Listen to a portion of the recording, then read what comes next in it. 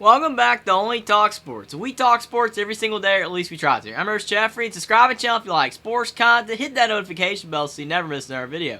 Today, I'm going to be previewing the battle for the Carolinas between the North Carolina Tar Heels and the South Carolina Gamecocks, and whether I think that the Tar Heels or the Gamecocks will win this Week 1 college football game. And then for our other fantastic night game, you've got the North Carolina Tar Heels and the South Carolina Gamecocks on ABC on a neutral site in Charlotte, North Carolina. So it's going to be a split crowd 50-50 because Charlotte is about halfway between Chapel Hill and Columbia, South Carolina. Might be a bit closer to Columbia, South Carolina, but I think both fan bases are going to travel hard for this game. I wish South Carolina was ranked because if they were ranked, I think that the hype for this game would be even more. College game day is already going to be at this game, so the hype is pretty high. But we've got two really talented quarterbacks here. Spencer Rattler at South Carolina is a quarterback that a lot of people have mixed opinions on, like other quarterbacks I've mentioned on other teams in these Week 1 games. But still, he is a quarterback I think more people are starting to warm up to because he did end the season very well for South Carolina last year, especially against Tennessee. Granted, Tennessee's defense wasn't the best last season, but Spencer Rattler threw for a bunch of yards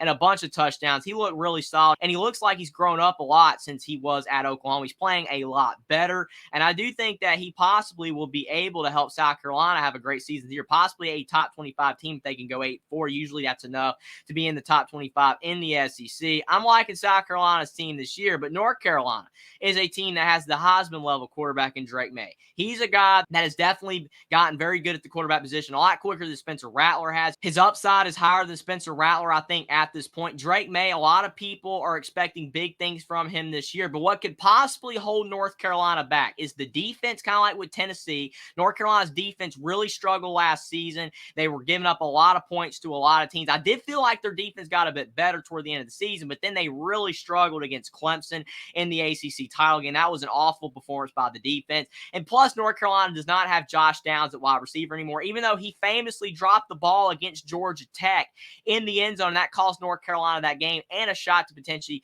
backdoor their way into the college football playoff last season. North Carolina really needed Josh Downs this season. Him being gone really hurts. And North Carolina, one of the transfers that they were bringing in is ineligible to play this season.